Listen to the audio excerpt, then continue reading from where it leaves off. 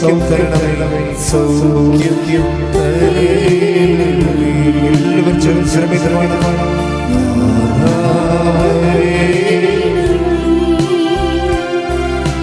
സൗഖ്യം തരണമേ. ഈശോ അണയണേ, ഈശോ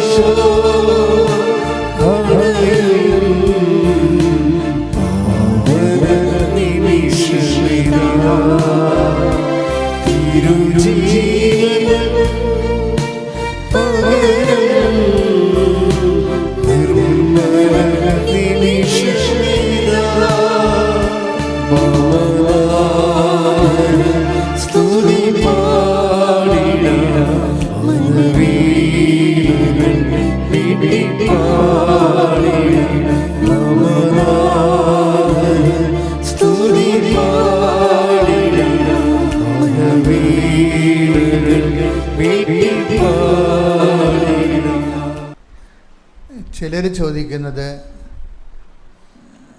മാതാവിൻ്റെ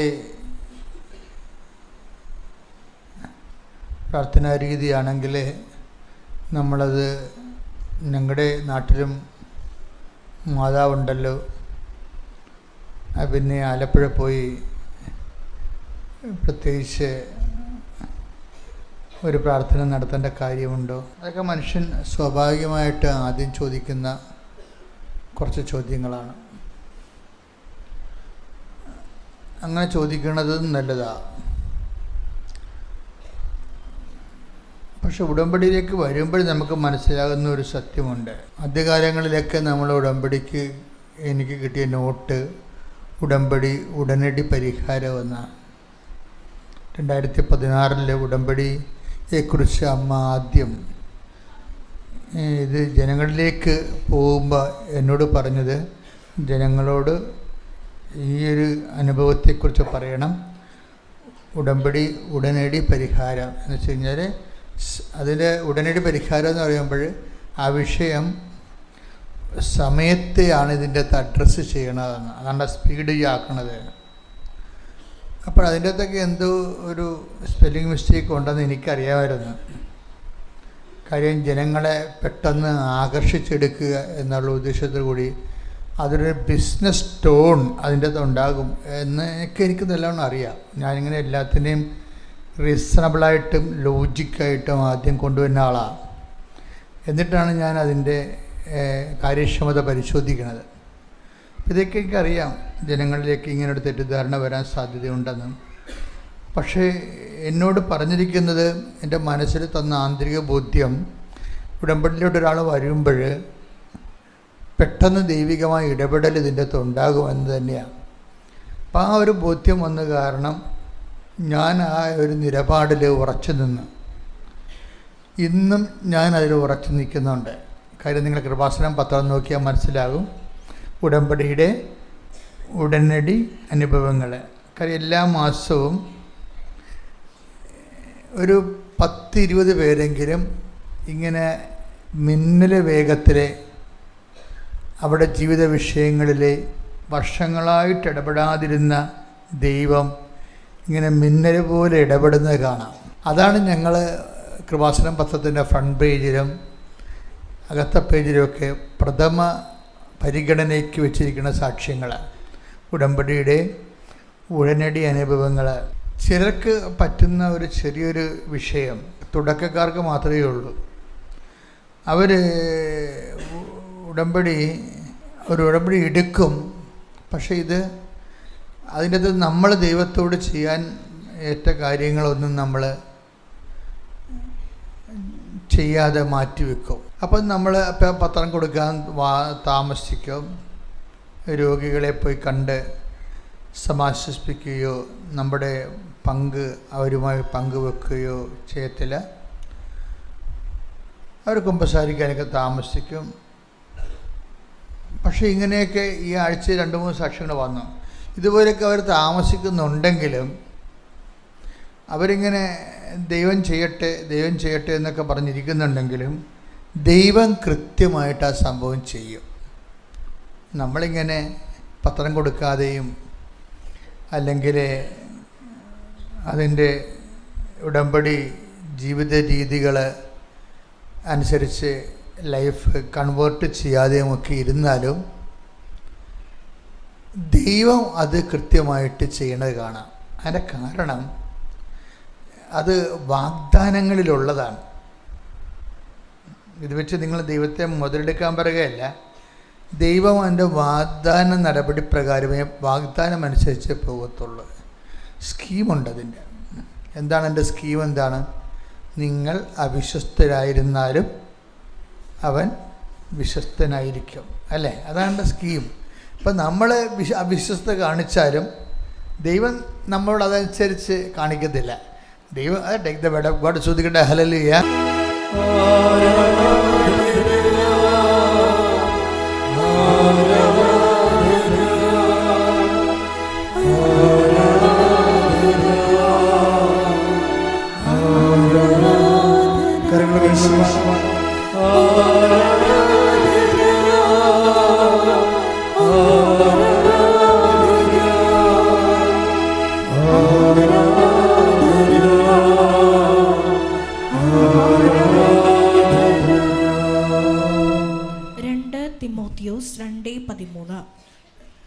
തിമോത്തിയോസ് 2:13 നാം അവിശ്വസ്തരായിരുന്നാലും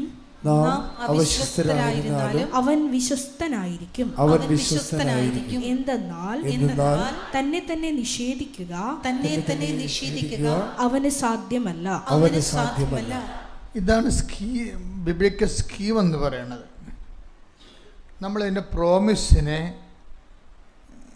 സ്കീമായിട്ടാണ് ഇത് ഉടമ്പടി കാണുന്നത്. അങ്ങനെ ഒരു സ്കീമുണ്ടെങ്കിൽ നമ്മൾ അവിശ്വസ്തരായിരുന്നാലും ദൈവം വിശ്വസ്തനായിരിക്കും. പക്ഷേ എപ്പോഴും എൻ്റെ മക്കൾ ശ്രദ്ധിക്കേണ്ട ഒരു കാര്യം, നിങ്ങൾ ആ വിശ്വസ്തത തുടരാൻ പറ്റത്തില്ല. അപ്പോൾ നിങ്ങളോർക്ക് ഞാൻ ഉടമ്പടി ഇവിടെ ഉഴപ്പുന്നുണ്ടല്ലോ, ഞാൻ പത്രം കൊടുക്കുന്നില്ലല്ലോ, എന്നിട്ട് എനിക്ക് കുഴപ്പങ്ങളൊന്നും ഇല്ലല്ലോ, എൻ്റെ കാര്യങ്ങൾ ഉടമ്പടി പ്രകാരം നടക്കുന്നുണ്ടല്ലോ എന്നൊക്കെ വിചാരിച്ചാലും അതൊക്കെ നിങ്ങൾ പറയുന്നത് ശരിയാണെങ്കിലും ഉടമ്പടിയുടെ ഒരു പ്രശ്നം, ഉടമ്പടി അതിനെ തന്നെ സേവ് ചെയ്യും. നമ്മൾ ഉടമ്പടിയിലാണെങ്കിൽ ഉടമ്പടിക്ക് അതിൽ തന്നെ അതിൻ്റെ ആ ഉടമ്പടിയുടെ റിക്വയർമെൻറ്റ്സ് ഉടമ്പടി തന്നെ സാറ്റിസ്ഫൈ ചെയ്തുകൊണ്ടിരിക്കണ കാണാം. കാര്യം വെച്ച് കഴിഞ്ഞാൽ എന്താ സംഭവിക്കാൻ പോണെന്ന് വെച്ച് കഴിഞ്ഞാൽ ഇതിൻ്റെ സെക്കൻഡ് സെക്ഷനിലോ തേർഡ് സെക്ഷനിലോ വരുമ്പോൾ ഇനിയിപ്പോൾ ഉടമ്പടി എടുത്തു, നിങ്ങൾ ഉടമ്പടി ഉഴപ്പി, പിന്നെ നിങ്ങൾ കൃപാസനത്തിൽ വന്നില്ല, പിന്നെ നിങ്ങളുടെ കാര്യങ്ങളെല്ലാം നടക്കുന്നുണ്ട്, കുഴപ്പങ്ങളൊന്നുമില്ല എന്ന് പറഞ്ഞുകൊണ്ട് അങ്ങനെ സേഫായിട്ടിരുന്നാലും നിങ്ങൾ സേഫല്ല. കാര്യം എന്താണ്? നിങ്ങൾ ദൈവമായിട്ട് ഉടമ്പടി ചെയ്തിരിക്കുന്നതാണ്.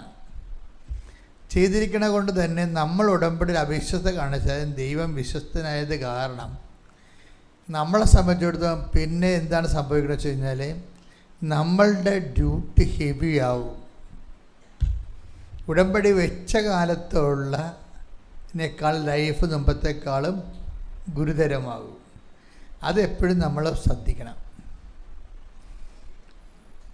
അതായത് നമ്മളിപ്പോൾ ഉടമ്പടി എടുത്തു, ഉടമ്പടി ഉഴപ്പി, പത്രം കൊടുത്തില്ല, കുമ്പസാരിച്ചില്ല, കുർബാന കൂടിയില്ല എന്നൊക്കെ പറഞ്ഞ് തൽക്കാലത്തൊക്കെ നമുക്ക് പറയാം ഉടമ്പടി എന്നാൽ എന്തൊക്കെ കാര്യങ്ങളെല്ലാം ദൈവം ചെയ്ത് തരുന്നുണ്ട്, ഉഴപ്പിയാലും കുഴപ്പമില്ല എന്നൊക്കെ പറഞ്ഞാൽ ഇതിനൊരു ഫസ്റ്റ് ഫേസ് അങ്ങനെയാണ്. പക്ഷേ ഒരു 3 മാസമോ 6 മാസമോ കഴിയുമ്പോൾ ഈ ആൾക്കാർക്ക് സംഭവിക്കണം എന്താണെന്ന് വെച്ച് കഴിഞ്ഞാൽ അവരുടെ ഉടമ്പടി അവരെടുക്കാൻ വന്നതിനേക്കാളും ഗ്രാവിറ്റിയുള്ള ഗുരുതരമായ പ്രശ്നങ്ങൾ അവിടെ ലൈഫിൽ പിന്നെ വരാൻ തുടങ്ങും. പണ്ട് അവർക്കുണ്ടായിരുന്ന ഭാരങ്ങളെ കൊണ്ട് കഴുത്തുളുക്കത്തില്ലായിരുന്നു, പിന്നീട് കഴുത്തുളുക്കുന്ന ഭാരങ്ങൾ വരും. അപ്പോൾ പിന്നെ എന്നാ ചെയ്യുക? അവർ ഭൂരിഭാഗം മനുഷ്യരും തിരിച്ചു വന്ന് ഉടമ്പടി പുതുക്കിയിട്ട്, ഇപ്പോൾ സോഫി എന്ന് പറഞ്ഞൊരു പെൺകുട്ടിയുടെ സാക്ഷിയാണ്. അപ്പോൾ അവൾ ഈ ആഴ്ച ഉള്ളതാണ്. അവളെന്നാ ചെയ്തെന്ന് വെച്ച് കഴിഞ്ഞാൽ ഇതുപോലെ ഉടമ്പടി ഉഴപ്പിയിട്ടും കാര്യങ്ങളെല്ലാം ഭംഗിയായിട്ട് പോകുന്നുണ്ടായിരുന്നു. പിന്നീട് കാര്യങ്ങളെല്ലാം ഉതക്കാൻ തുടങ്ങി, കയ്യിൽ നിന്ന് വിട്ടുപോണ പോലെയായി.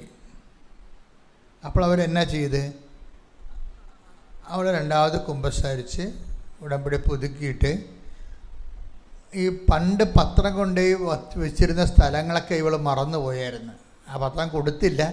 വീടിൻ്റെ അലമാരുടെ മുകളിലും പെട്ടിയിലും അവിടെ ഇവിടെയൊക്കെ പഴയ പത്രങ്ങളങ്ങനെ ഇരിക്കുകയും. എന്നിട്ട് അവസാനം മാതാവ് ഓരോന്നേ കാണിച്ചു കൊടുക്കും. കാര്യം എന്താണ്? അതെല്ലാം കടവല്ലേ. അതാണ് വിഷയം.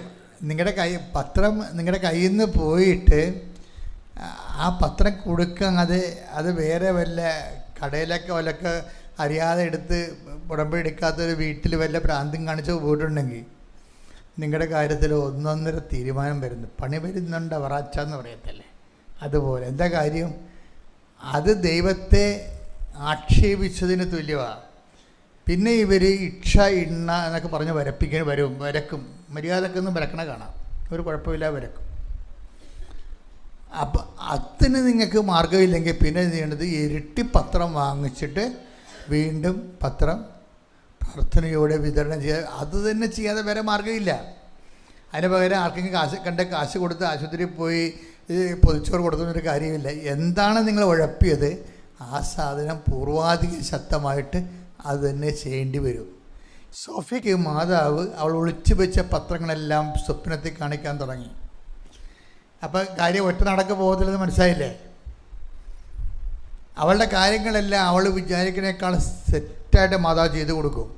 പക്ഷേ ഉടമ്പടിയുടെ എല്ലാ കാര്യങ്ങളും ചെയ്യിച്ചതിന് ശേഷമാണ് ചെയ്തു കൊടുക്കുന്നത്. എല്ലാ കാര്യങ്ങളും ചെയ്യിച്ചതിന് ശേഷമാണ്. ഞാൻ എപ്പോഴും ഓർക്കും, ഈ ഉടമ്പടി ഓരോരോ കൊല്ലം ചെല്ലുന്തോറും ഇപ്പം നമ്മൾ പറയണത് പലപ്പോഴും കോമൺ പബ്ലിക്കിന് മനസ്സിലാവത്തില്ല. അങ്ങനെ കൃപാസനം അനുഭവിക്കുന്ന ഒരു ആധ്യാത്മിക പ്രതിസന്ധിയാണ്. ഞങ്ങളിവിടുന്ന് പറയണ കാര്യങ്ങൾ കോമൺ പബ്ലിക്കിന് മനസ്സിലാവത്തില്ലെന്ന് വെച്ച് കഴിഞ്ഞാൽ കോമൺ പബ്ലിക്കിന് ഇപ്പോൾ ഈ ദിവസങ്ങളൊരു സാക്ഷ്യമുണ്ടായി. ഡോക്ടർ സിസിര പറയണത്, ഇതിൻ്റെ അകത്ത് ഞാൻ ഉടമ്പടി എടുത്തു കഴിഞ്ഞപ്പോൾ അവരൊരു പീഡിയാട്രിക്കാണ്, ശിശുരോഗ വിദഗ്ധയാണ്. അപ്പോൾ അവർ പറയണത് ഇതിൻ്റെ അകത്ത് കുറേ സംഭവങ്ങൾ ലോജിക്കല്ല, ഡോക്ടേഴ്സ് എങ്ങനെയാണ് കാണുന്നത്? ഡോക്ടേഴ്സ് ഒരു വിഷയത്തെ കാണുന്നത് സയൻറ്റിഫിക് ഓർ നോട്ടെന്നേ കാണത്തുള്ളൂ. അപ്പോൾ സയൻറ്റിഫിക് അല്ലാത്ത അവരുടെ ബ്രെയിൻ അങ്ങനെ കുറേ നാൾ മെഡിക്കൽ സയൻസ് പഠിച്ചു കഴിഞ്ഞപ്പോൾ, സയൻസ് ബേസിക്കായിട്ട് പഠിച്ചു കഴിഞ്ഞപ്പോൾ അവരുടെ ബ്രെയിനെല്ലാം പ്രത്യേക രീതി ടോണ്ടായി. എന്താണ്? ലോജിക്ക് കൺകർ ചെയ്യാത്ത, റീസൺ കൺകർ ചെയ്യാത്ത, യുക്തിസഹമല്ലാത്ത വിഷയങ്ങളെയെല്ലാം അവർ റിജക്റ്റ് ചെയ്യും. പക്ഷേ എപ്പോഴും നമുക്ക് വരുന്ന വിഷയം യുക്തിസഹമല്ല. നമുക്കിപ്പോൾ ഉപ്പ്, ചിലർ ഉപ്പ് കൊണ്ടുപോയി തളിക്കത്തില്ലേ? എവിടെയാണ്? ഇൻ്റർവ്യൂവിന് പോകുമ്പോൾ വാതിക്കൽ കൊണ്ടുപോയി കൃപാസനം ഉപ്പിട്ട് വിശ്വാസപ്രമാണം ചൊല്ലും. ചിലർ ആശുപത്രി പോകാൻ നേരത്ത് സ്കാനിങ് തുടങ്ങുന്നതിന് മുമ്പ് കൃപാസനം ഉപ്പിട്ട് ആ സ്കാനിങ്ങിൻ്റെ വാതിക്കൽ ഉപ്പ് തരിയിട്ട് വിശ്വാസപ്രമാണം ചൊല്ലും. അപ്പോൾ ഇതൊക്കെ സാക്ഷ്യം കേൾക്കുമ്പോൾ കോമൺ പബ്ലിക്കിന്, പുറത്തുള്ള ആൾക്കാർക്ക് ഇത് എന്തോ ഒരു മനുഷ്യനെ പറ്റിക്കൽ പരിപാടിയാണെന്ന് തോന്നും. അതാണ് ലോജിക്കലായിട്ട് കൺകർ ചെയ്യുന്നില്ലല്ലോ. നമ്മളിടുന്ന ഉപ്പും ഈ നടക്കാൻ പോണ സംഭവവും തമ്മിൽ കൺകർ ചെയ്യുന്നില്ല. അതുകൊണ്ടാണ് ലോജിക്കലല്ലെന്ന് പറയണത്. ലോജിക്കലല്ല. അപ്പോൾ എപ്പോഴും നമ്മൾ ശ്രദ്ധിക്കേണ്ട കാര്യം, അവസാനം ഈ ഡോക്ടർ ശിശിരയും ഇതിൻ്റെ അകത്ത് പകുതി മുക്കാലും ലോജിക്കലല്ല എന്നുള്ള ആശയമാണ് ഉണ്ടായിരുന്നത്. പക്ഷേ ഒരു പ്രോബ്ലം വരണത്, മറ്റുള്ളവർ ഇങ്ങനെ ചെയ്യുമ്പോൾ നമുക്ക് ലോജിക്കലല്ലെന്ന് തോന്നിയാലും when it becomes our own personal affair, നമ്മളുടെ സ്വന്തം കാര്യമായിട്ട് ഒരു വിഷയം വരുമ്പോൾ നമ്മൾ ലോജിക്ക് നോക്കത്തില്ല, സയൻസ് നോക്കത്തില്ല, കാര്യം നടക്കുവാന്നേ നോക്കത്തുള്ളൂ. അതാണ് വിഷയം. നമ്മളുടെ മറ്റുള്ളവരുടെ കാര്യത്തിൽ അവർ ചെയ്യണ ലോജിക്കല്ല എന്നൊക്കെ പറയാം നമുക്ക്. പക്ഷെ നമ്മൾക്ക് സ്വന്തമായിട്ടൊരു വിഷയം ജീവിതത്തിൽ വരുമ്പോൾ നമ്മളെന്താണ് ചെയ്യണത്? എത്രയും വേഗം അതിൽ നിന്ന് രക്ഷപ്പെടാൻ പറ്റുമോയെന്ന് നോക്കത്തുള്ളൂ. അത് ലോജിക്കാണോ സയൻറ്റിഫിക്കാണോ അല്ലല്ല, ലോജിക്കല്ലേ എന്നല്ല മനുഷ്യൻ നോക്കണത്. എന്താ കാര്യം? ലോജിക്കോ സയൻറ്റിഫിക്കോ അല്ലെങ്കിൽ സെൻസിബിളോ ആണോ അല്ലേ എന്നല്ല പ്രശ്നം. രക്ഷപ്പെടുക എന്നുള്ളതാണ് അതിൻ്റെ ലോജിക്കെന്ന് പറയണത്. അതിൻ്റെ ലോജിക്ക് എന്നുള്ളത് രക്ഷപ്പെടുക എന്നുള്ളതാണ്. അപ്പോൾ അവസാനം ഇങ്ങനെ ഇരുന്ന വെച്ച് ഡോക്ടർ ശിശിരയ്ക്ക് ഒരു വ്യക്തിപരമായ പ്രശ്നം വന്ന് അവരുടെ ആദ്യത്തെ കുഞ്ഞിന് ഒരു സിബ്ലറ്റിനെ കിട്ടാൻ വേണ്ടി പ്രാർത്ഥിച്ച് അവർ രണ്ടാമത്തെ കുഞ്ഞിനെ പ്രഗ്നൻ്റായി. അപ്പോൾ രണ്ടാമത്തെ കുഞ്ഞിനെ പ്രഗ്നൻ്റായപ്പോൾ അതിന് കുറേ പ്രോബ്ലംസ് വന്നു. ഇവരാരാണ്? ശിശുരോഗ വിദഗ്ധയാണ് അല്ലേ? അപ്പോഴേ ഇവരുടെ കുഞ്ഞിന് പ്രശ്നം വന്നപ്പോഴേ ഈ ലോജിക്ക് അവിടെ നിന്ന് മാറും. അതാണ് എപ്പോഴും നമ്മൾ ശ്രദ്ധിക്കേണ്ടത്. ഇത് ലോജിക്കല്ല എന്ന് പറയുന്ന ആൾക്കാർക്ക് സ്വന്തമായൊരു പ്രശ്നം വരുമ്പോഴാണ് വിശ്വാസം എന്താണ്, ലോജിക്ക് എന്താണെന്ന് വ്യക്തമായിട്ട് മനസ്സിലാകേണ്ടത്. മറ്റുള്ളവരെ നമുക്ക് അത് ലോജിക്കല്ല, റീസണബിൾ അല്ല എന്നൊക്കെ പറയാമെങ്കിലും നമ്മളുടെ ഒരു വിഷയമായി മാറുമ്പോൾ നമ്മളെ ഫെയ്റ്റിനെ നമ്മൾ കൺഫ്രണ്ട് ചെയ്യും. നമ്മുടെ ഫെയ്റ്റിന് നമ്മളുമായിട്ടൊരു അഭിമുഖം വരുന്ന ഒരു സമയത്ത് നമ്മൾ നോക്കുന്നത് അത് ആ ഉപയോഗിക്കുന്ന മെഷർമെൻറ്റ് ലോജിക്കലാണോ നോൺസെൻസ് ആണോ എന്നല്ല പ്രശ്നം. രക്ഷപ്പെടുക എന്നുള്ളതായിരിക്കും അവിടെ ലോജിക്ക്. അപ്പോൾ ഈ കുഞ്ഞിന് വയറ്റിൽ കിടക്കുന്ന ഗർഭസ്ഥ ശിശുവിന് പ്രോബ്ലംസ് ഉണ്ടായി. അപ്പോൾ അങ്ങനെ വന്നപ്പോൾ ഇവരെന്നാ ചെയ്യണത്? ഇവർ നേരെ കൺവേർട്ട് ചെയ്യും. തൽക്കാലം സയൻസിനെ മാറ്റിവെക്കും. അതാണ് വിഷയം. ഇതിലെന്ത് ചെയ്യും? അവർ സ്കാൻ ചെയ്യുന്നതിന് മുമ്പ് ഉടമ്പടി തൈലം അടിവയറ്റിൽ കുരിശിട്ട് വിശ്വാസപ്രമാണം ചൊല്ലും. ആ സാക്ഷ്യം കേൾക്കുന്നത് നല്ലതാണ്. ഞാൻ ആ രീതിയിലാണ് ആ സാക്ഷ്യം എടുത്തത്. അപ്പോൾ പിന്നീട് എന്ത് ചെയ്യും? പിന്നീട് പറയും, ഞാൻ സ്കാൻ ചെയ്യുന്നതിന് മുമ്പ് ഞാൻ ആ സ്കാനിങ് മെഷീൻ്റെ അവിടെ കൊണ്ടുപോയി ഉപ്പിട്ടിട്ട് വിശ്വാസപ്രമാണം ചൊല്ലും. അപ്പോൾ കാര്യം പറഞ്ഞാൽ കണ്ടില്ലേ? അപ്പോൾ ടോട്ടലി സയൻറ്റിഫിക് ആൻഡ് ലോജിക്കുമായിട്ട് ഒരു ബ്രെയിൻ ടോൺ ചെയ്താലും, എന്നിട്ട് ഇവർ ഈ സാക്ഷ്യം പറഞ്ഞ് അവസാനിപ്പിക്കുമ്പോൾ ശിശിര പറയണത്, പല കാര്യങ്ങളും ബിയോണ്ട് സയൻസാണ്. And beyond science there is a power. കാര്യം എന്താണ്? അവർ beyond science there is a power. പല കാര്യങ്ങളും ജീവിതത്തിൽ സംഭവിക്കുന്നത് ബിയോണ്ട് സയൻസാണ്, ശാസ്ത്രാതീതമായിട്ടാണ് സംഭവിക്കുന്നത്. അപ്പം ശാസ്ത്രത്തിനപ്പുറത്ത് ഒരു ശക്തി എല്ലാ മേഖലകളിലും നമ്മളെ നിരീക്ഷിക്കപ്പെടുന്നുണ്ട് ശാസ്ത്രപ്പുറത്ത്. ഇനി ശാസ്ത്രത്തിന് പുറത്ത് ഒരു എല്ലാ വിഷയങ്ങൾക്കും വരുന്ന ഒരു ഫെയ്ത്തിൻ്റെ ഓപ്ഷൻ, വിശ്വാസത്തിൻ്റെ ഒരു സാധ്യത. ഈ വിശ്വാസത്തിൻ്റെ സാധ്യതയുണ്ടെന്ന് പറഞ്ഞാലും അത് നമ്മളിലേക്ക് ആപ്ലിക്കേറ്റ് ചെയ്യുന്നതിന് ഉപയോഗിക്കുന്ന മെഷീനറി, അതാണ് പ്രോബ്ലം. ഇപ്പോൾ ഡോക്ടർ സിസ്റ്റർ പറയുന്നു beyond science there is a power. Okay, that's okay. എന്നിട്ട് ഈ പവറിന് പക്ഷേ നമ്മളുടെ ഗർഭത്തിൽ കിടക്കുന്ന ഈ കുഞ്ഞിൻ്റെ വൈകല്യങ്ങളിലേക്ക് എങ്ങനെയാണ് ഈ പവറിനെ ആപ്ലിക്കേറ്റ് ചെയ്യണത്? അതിന് ബൈബിൾ ഉപയോഗിക്കുന്ന തിയറി എന്താണത്? Not by merit but by grace. അത് തിരിച്ച് മറച്ചു വിട്ടാൽ എന്താ പറയണത്? Not by logic but by faith. കണ്ടാ, അപ്പോൾ ലോജിക് ഇല്ല ഇവിടെ ജീവിതത്തിൽ. Not by merit but by grace എന്ന് നമ്മൾ പറയുന്നു അല്ലേ? അതാണ് ഇതിൻ്റെ ഈ ഉടമ്പടിയുടെ ബേസിക് പ്രിൻസിപ്പിൾ. അതാണ്. അതെന്താണ്? അത് പഴയ നിയമവും പുതിയ നിയമവും കൺകർ ചെയ്യുന്ന ഒരു ഫോർമുലയാണ്. പുതിയ ആൾക്കാരൊക്കെ അത് കേൾക്കണം. പണ്ടൊക്കെ ഞാൻ എപ്പോഴും പറയുമായിരുന്നു, take the blood of God, സ്തുതിക്കട്ടെ, ഹല്ലേലൂയ. എഫേസ്യോസ് 2:8 ഏറ്റു പറഞ്ഞു. എഫേസ്യോസ് 2:8. എഫേസ്യോസ് എന്ന് പറയുമ്പോൾ വിശുദ്ധ പൗലോസ് അപ്പോസ്തലൻ എഴുതിയ ലേഖനമാണ്. എഫേസ്യോസ് സഭയ്ക്ക് എഴുതിയ ലേഖനം, 2-ാം അധ്യായം 8-ാം വാക്യം. വിശ്വാസം വഴി ഏറ്റു പറഞ്ഞു. കൃപയാലാണ് നിങ്ങൾ രക്ഷിക്കപ്പെട്ടത്. അത് നിങ്ങൾ നേടിയെടുത്തതല്ല, ദൈവത്തിന്റെ ദാനമാണ്. അതായത് ആർജിതമല്ല, അനുഗ്രഹമാണെന്ന് പറയത്തില്ലേ? അപ്പം നമ്മളുടെ ഈ ലോകത്തുള്ള എല്ലാ വിഷയങ്ങൾക്കും രണ്ടായിട്ട് തിരിക്കും നമ്മൾ. എന്താണ്? ആർജിതം എന്നുവെച്ചാൽ ആർജിതം നമ്മൾ നേടിയെടുത്തത്, പിന്നെ അനുഗ്രഹപ്രകാരം. ചില കാര്യങ്ങൾ നേടിയെടുക്കാൻ നമുക്ക് പറ്റത്തില്ല, അതാണ് എൻ്റെ ഒരു വിഷയം. ചില കാര്യങ്ങൾ നേടിയെടുക്കാൻ പറ്റത്തില്ല. അപ്പോൾ നേടിയെടുക്കാൻ പറ്റാതെ വരുമ്പോൾ പിന്നെയുള്ള മാർഗം എന്താണ്? പ്രാർത്ഥനയല്ല, പ്രഖ്യാപനമാണ്.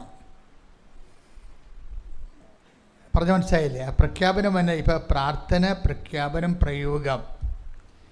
വിശ്വാസം നമുക്ക് ദൈവത്തിനിത് സാധ്യമാണെന്ന് പറയുമ്പോഴും ഈ ദൈവത്തിന് ഡോക്ടർ ശിശുയുടെ ഉദരത്തിൽ കിടക്കുന്ന കുഞ്ഞിൻ്റെ വൈകല്യങ്ങളിലേക്ക് ആപ്ലിക്കേറ്റ് ചെയ്യണമെന്നുണ്ടെങ്കിൽ 3 തരം മെഷീനറിയാണ് ഉപയോഗിക്കുന്നത്. ഒന്നെന്താണ്? പ്രെയർ.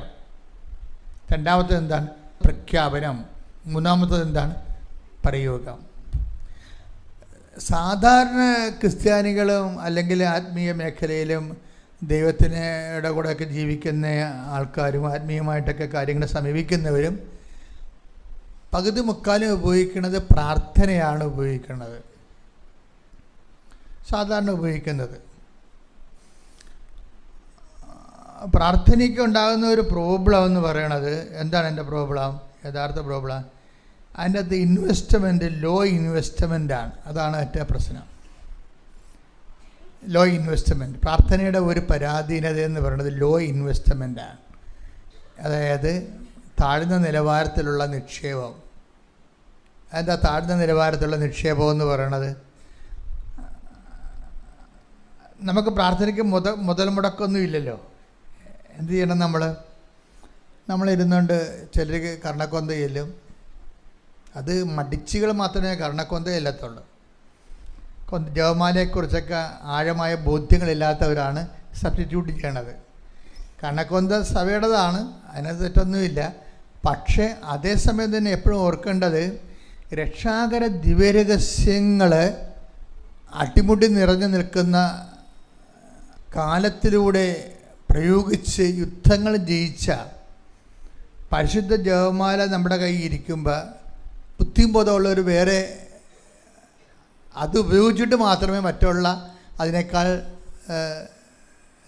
ഇതുവരെ പ്രൂവൺ ചെയ്യാത്ത വിഷയങ്ങൾ ഉപയോഗിക്കത്തുള്ളൂ. ഇതൊക്കെ പ്രൂവ് ചെയ്യണേ. ഇപ്പോൾ കണ്ണക്കൊന്തൊക്കെ തുടങ്ങിയിട്ട് എത്ര കൊല്ലമായി? 50 കൊല്ലം പോലും ആയില്ല.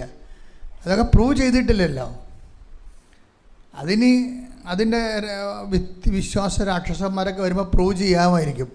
പക്ഷേ കണ്ടൻറ്റ് വൈസ് എപ്പോഴും എങ്ങനെയാണ് കൃപാസനം എപ്പോഴും പ്രൊമോട്ട് ചെയ്യണത്? എന്താണ്? ജപമാല മാത്രമേ പ്രൊമോട്ട് ചെയ്യത്തുള്ളൂ, വേറെ ഒരു സാധനം പ്രൊമോട്ട് ചെയ്യത്തില്ല.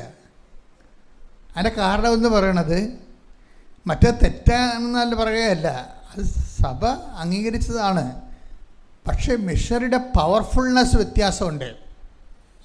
രക്ഷാകര സംഭവങ്ങളെ അഷാദ രഹസ്യം മുതൽ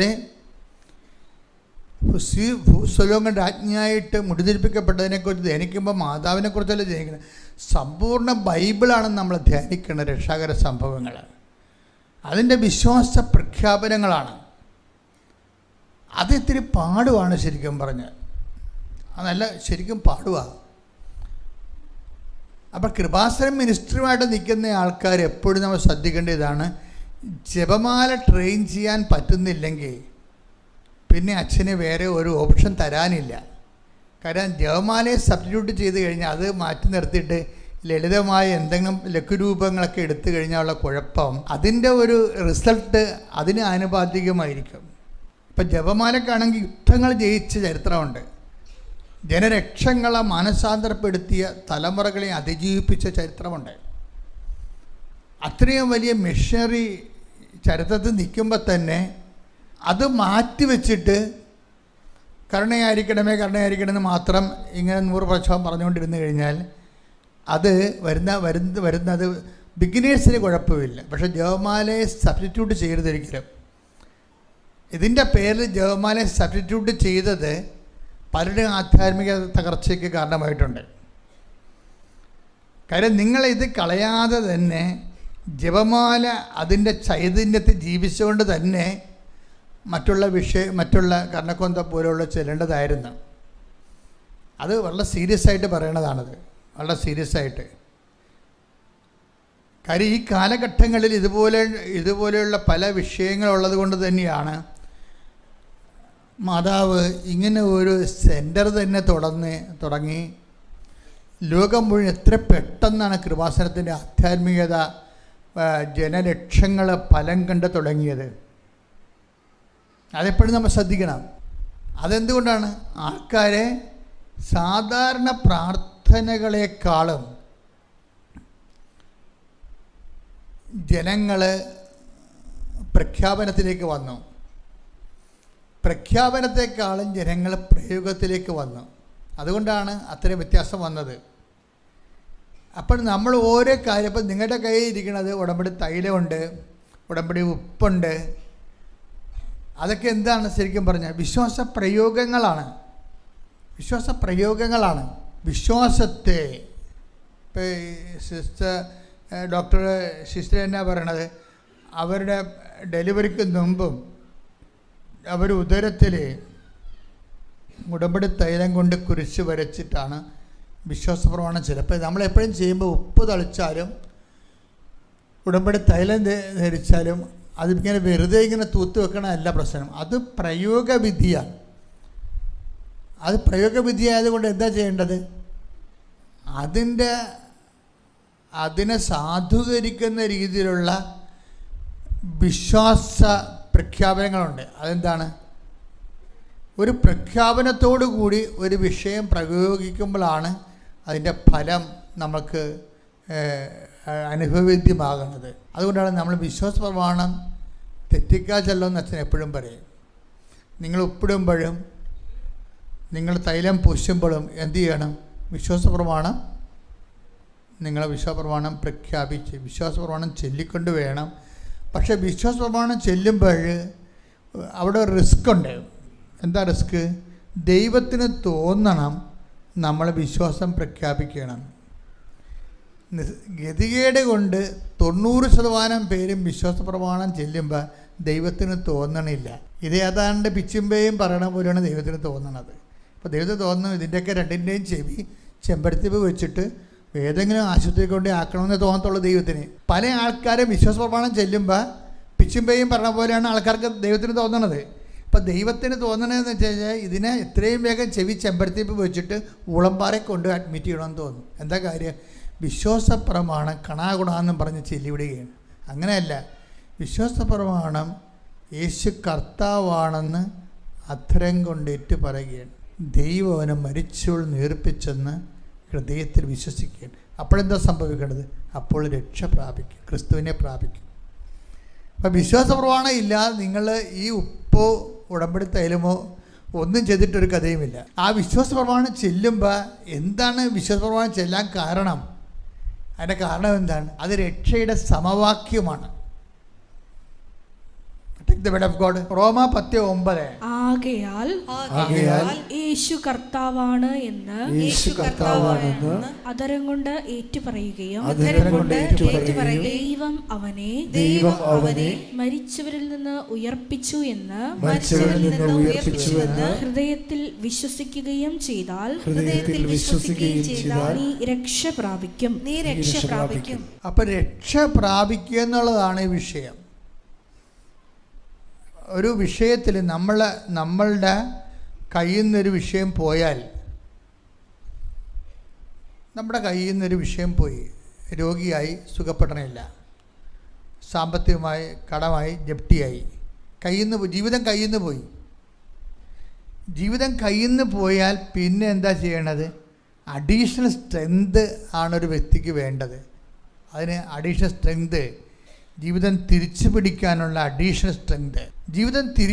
ജീവിതം കയ്യിൽ നിന്ന് പോയാൽ ജീവിതം തിരിച്ചു പിടിക്കാനുള്ള എക്സ്ട്രാ എനർജി എന്ന് പറഞ്ഞാൽ എന്താണ്? അത് ഈ റോമ 10:9. എന്താണ്? യേശു കർത്താവാണ്. ഏത് പറഞ്ഞേ? യേശു കർത്താവാണ് എന്ന് അധരം കൊണ്ട് ഏറ്റുപറയുകയും ദൈവം അവനെ മരിച്ചവരിൽ നിന്ന് ഉയർപ്പിച്ചു എന്ന് ഹൃദയത്തിൽ വിശ്വസിക്കുകയും ചെയ്താൽ നീ രക്ഷ പ്രാപിക്കും. ഇപ്പൊ രക്ഷ നമ്മുടെ ജീവിതം കയ്യിൽ നിന്ന് പോയെന്ന് കാണുമ്പോൾ പിന്നെ രക്ഷപ്പെടാനുള്ള മാർഗം എന്താ? റോമ 10:9.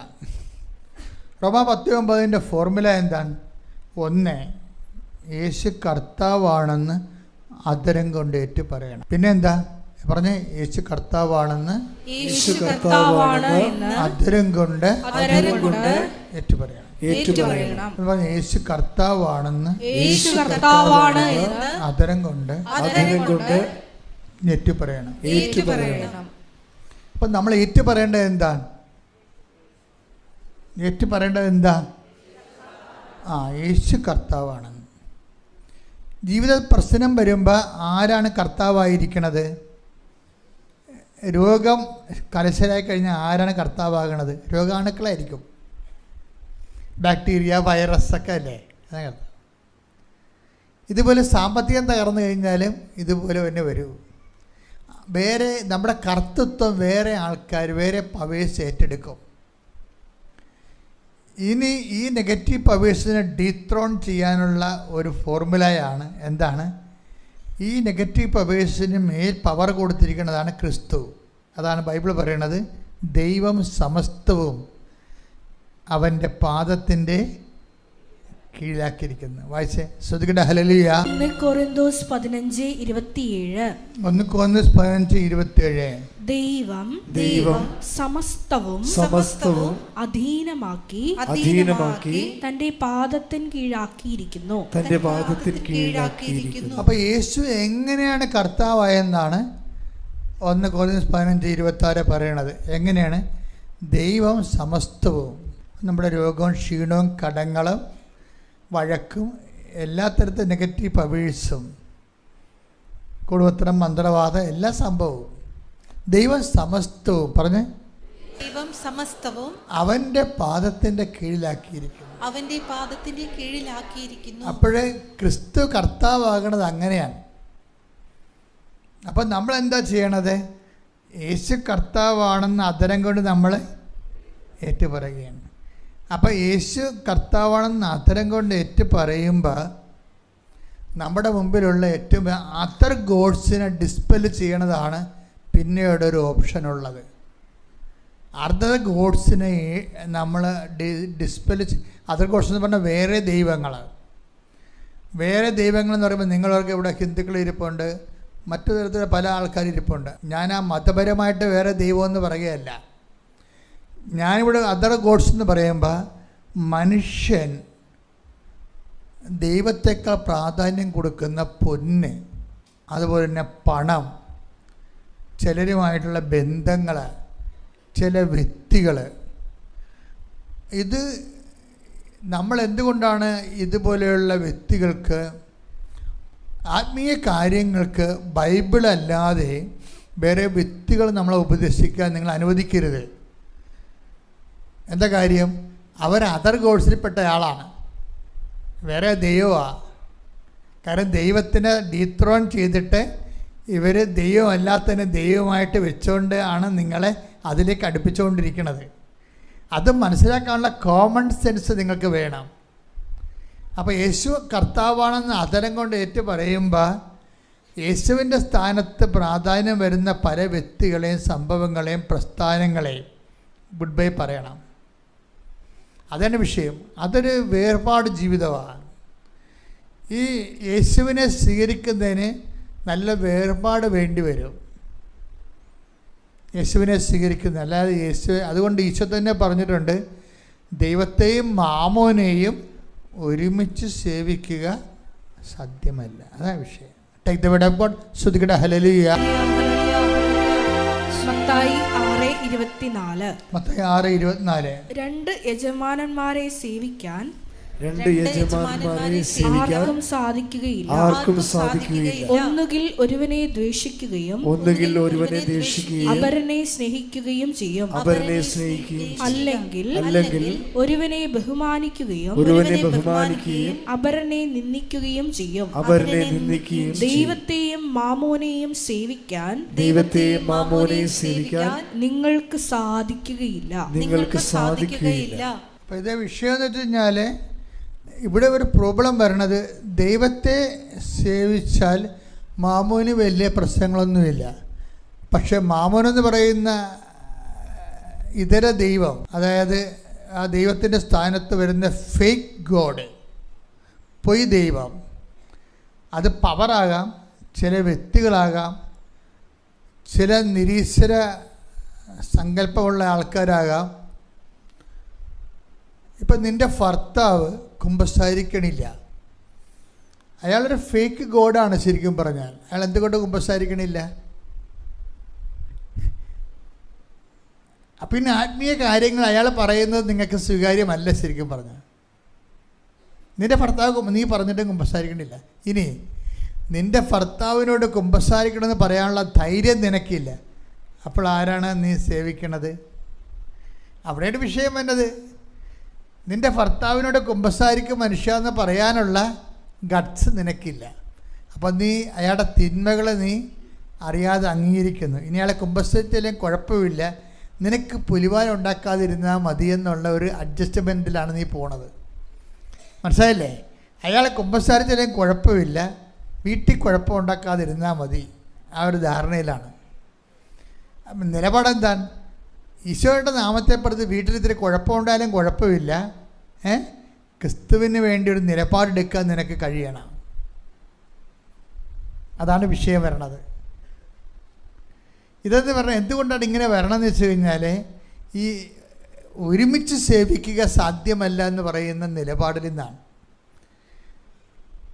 ദൈവത്തെയും ദൈവമല്ലാത്തതിനെയും ഒരുമിച്ച് സേവിക്കുക സാധ്യമല്ല.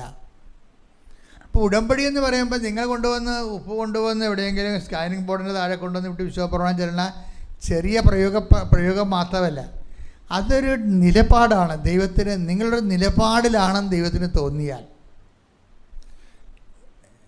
നിങ്ങളെ ഉടമ്പടിയുടെ പവർ നമ്മൾ എംപവർ ചെയ്യണത് പലപ്പോഴും നിലപാടിലൂടെയാണ്. ഒരാളിൻ്റെ നിലപാട് ഉടമ്പടിക്ക് പ്രധാനം കൊടുത്തുകൊണ്ടുള്ള ഒരു ജീവിതമാണെങ്കിൽ അതൊരു നിലപാടാണ്. കഴിഞ്ഞ ദിവസങ്ങളിൽ ഒരു സാക്ഷ്യമുണ്ട്. അതായത് ബിജു കൊല്ലം അയാളുടെ സാക്ഷ്യം എന്ന് പറഞ്ഞാൽ അന്നേരം ഒരു ഫോറസ്റ്റ് ഓഫീസറാണ്. നമുക്ക് എംപവറിങ്ങോ കിട്ടിയോ ശക്തീകരിക്കപ്പെട്ടോ എന്നറിയണമെങ്കിൽ ചില ഇഷ്യൂസ് ഡെവലപ്പ് ചെയ്ത് വരുമ്പോൾ എടുക്കുന്ന നിലപാടിലാണത് വരുന്നത്. അത് നിലപാടെന്ന് ഞാൻ പറഞ്ഞില്ലേ.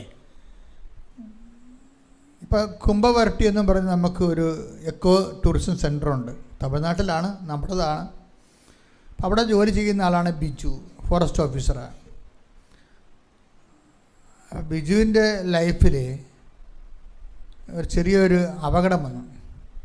ആനത്താരയിലൂടെ നമ്മൾ കാട്ടിൽ പോകുമ്പോൾ നമുക്ക് മനസ്സിലാവും, ആനക്കിടങ്ങുകൾ ഉണ്ടാക്കിയിടും. ആനകൾക്ക് പ്രവേശിക്കാൻ പറ്റാത്ത രീതിയിൽ വലിയ ട്രെഞ്ചുകൾ ഉണ്ടാക്കിയിടും. പക്ഷെ മനുഷ്യന് അതിലൂടെ പോകാൻ വേണ്ടി പാഴ്ത്തടികളുണ്ട്, പാലം ഉണ്ടാക്കും. അപ്പോൾ ബിജു ഈ ട്രെഞ്ചിൻ്റെ മുകളിൽ കൂടി പാഴ്ത്തടി പാലത്തെ കൂടി പോവുകയും പെട്ടെന്ന് അത് ഒടിഞ്ഞു പോയിട്ട് അയാൾ തലയിടിച്ച് താഴെ വീണ് അയാളുടെ കേൾവി പോയി. 1.5 ഡെസിബൽ കേൾവി പോയി. അപ്പോൾ ഡോക്ടർ പറഞ്ഞ് ഇനി പറ്റത്തില്ല, ഇനി ഓപ്പറേഷൻ വേണം എന്ന് പറഞ്ഞ്. ഓപ്പറേഷൻ കിട്ടിയാലും ഇത് കേൾവി കിട്ടുമെന്ന് അറിയത്തില്ലെന്ന് പറയും. അപ്പോൾ ബിജു പറയും, ആലപ്പുഴ ഒരു ഡോക്ടറുണ്ട്, ഓപ്പറേഷൻ ഇല്ലാതെ സുഖപ്പെടുത്തണമെന്ന്. അതാണ് വിഷയം, അതാണ് നിലപാടെന്ന് പറയുന്നത്. ആരെയാ ഉദ്ദേശിക്കണത്? കൃപാസന മാതാവിനെ ഉദ്ദേശിക്കണത്. അതാണ് വിഷയം.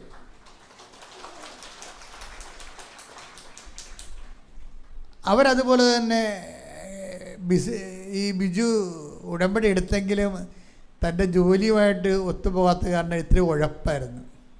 അത് ഉഴപ്പാണെന്ന് ബിജുവിന് അറിയാമായിരുന്നു, ഉടമ്പടി ഉഴപ്പിയാണ് പോണതെന്ന്. അപ്പോൾ ബിജു ഈ കൈ ചെവിയും പൊത്തി വെച്ചുകൊണ്ട് ഇവിടെ വന്നിട്ട് മാതാവിനോട് പറഞ്ഞ്, എനിക്ക് പണി തന്നല്ലേ എന്ന് ചോദിച്ചു. കാര്യം പുള്ളിക്കറിയാം പുള്ളി ഉടമ്പടി ഉഴപ്പിയ ആളാണെന്ന്. പക്ഷേ പോയി കഴിഞ്ഞപ്പോൾ പിറ്റേ ദിവസം ടെസ്റ്റ് ചെയ്തപ്പോൾ ഡോക്ടർ പറഞ്ഞ് ഓപ്പറേഷൻ്റെ ആവശ്യമില്ലെന്ന് പറഞ്ഞു. എന്നിട്ട് കേൾവി തിരിച്ചു വന്ന് ഒരു ഓപ്പറേഷൻ ഇല്ലാതെ, ചികിത്സയില്ലാതെ അമ്മ കേൾവി തിരിച്ചു കൊടുത്തു. എന്നിട്ട് ഈ പ്രൊഫഷനിലേക്ക് പോവുകയാണ്. അപ്പോൾ പെട്ടെന്ന് കുംഭവരട്ടിയിൽ മലവെള്ളം പൊങ്ങി ഒത്തിരി പേര്, ടൂറിസ്റ്റുകൾ ഒത്തിരി ഒഴുകിപ്പോയി. ചിലരെ കാണാനില്ലാതെ ഭയങ്കര ദുരന്തം സംഭവിച്ചു.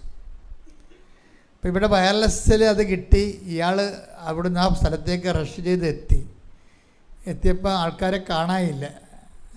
കുറേ പേരെ ഭയങ്കര നിലവിളിയും ബഹളവും ഒക്കെയാണ് അവിടെ നടക്കുന്നത്. അപ്പോൾ ഇയാൾ നല്ല ഒഴുക്കുണ്ട്, മലവെള്ളം മുകളിൽ നിന്ന് വന്നിട്ടാണ് ഇങ്ങനെ സംഭവിച്ചത്. മലവെള്ളം നിൽക്കണ അവസ്ഥയുമില്ല. അപ്പോൾ ബിജു രണ്ടും കൽപ്പിച്ച് ഇതിലേക്ക് ഇറങ്ങുമ്പോൾ എല്ലാവരും പറഞ്ഞ്, ഇറങ്ങല്ലേ, നീയും മരിച്ചു പോകും. കാര്യം അതിൻ്റെ അവസ്ഥ അതാണ്. ആ മലവെള്ളത്തിൻ്റെ കണ്ട പേടി തോന്നുന്നു, അതിൻ്റെ ഒഴുപ്പ് കഴുക്ക് കണ്ട. അപ്പോൾ ബിജുവിൻ്റെ മനസ്സിലുണ്ടായിരുന്നത്, എൻ്റെ കഴുത്തെ ഉടമ്പടി കാശുണ്ട്, ഞാൻ ഉടമ്പടി എടുത്ത ആളാണെന്നാണ്. അതാണ് വിഷയം. നമ്മൾ ഈ കാശുരൂപൊക്കെ ഇങ്ങനെ ആഘോഷമായിട്ട് കെട്ടിയിട്ടുണ്ടെന്നെങ്കിലും അതിൻ്റെ പവർ പല ആൾക്കാർക്കും അറിയത്തില്ല. എല്ലാവരും ഇങ്ങനെ ആഡംബരത്തിന് കെട്ടിയിട്ടിരിക്കുകയാണ്. അതിന് എന്തിനാണ് നിങ്ങൾക്ക് ഈ ഉടമ്പടി കാശുരം തരണത്?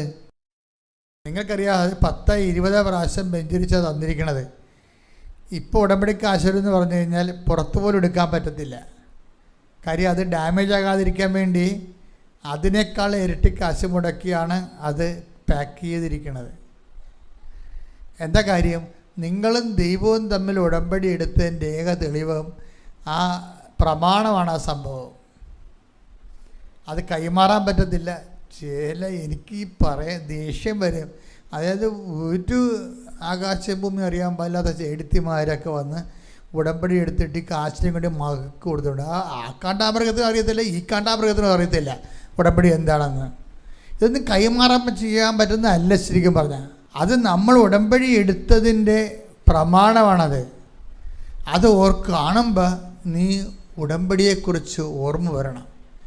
ഞാനും ദൈവവും തമ്മിൽ ഉടമ്പടിയാണെന്ന്. ബിജുവിന് ആ ഉടമ്പടിയുണ്ട്. മരണം മുമ്പ് പറയും, ഇല്ല, ഞാനും ദൈവവും തമ്മിൽ ഉടമ്പടിയിലാണ്.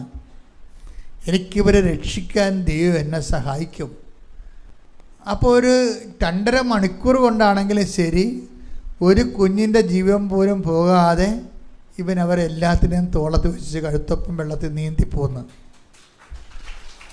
അപ്പോൾ അതൊരു മനസ്സാണ്. എന്താ കാര്യം? ഞാൻ ഉടമ്പടിയിലാണ് എന്ന് പറയുന്നൊരു മനസ്സ്. അത് ഇപ്പോൾ ഉടമ്പടി എടുത്തിട്ടും അയ്യോ ഞാൻ ഉടമ്പടിയിലാണോ എന്ന് നമുക്ക് സംശയം തോന്നുന്നതാണെങ്കിൽ നിങ്ങൾക്ക് ഉടമ്പടിയിലല്ല. നിങ്ങൾ മനസ്സിലായില്ലേ? ബിജുവാണ് കറക്റ്റ്.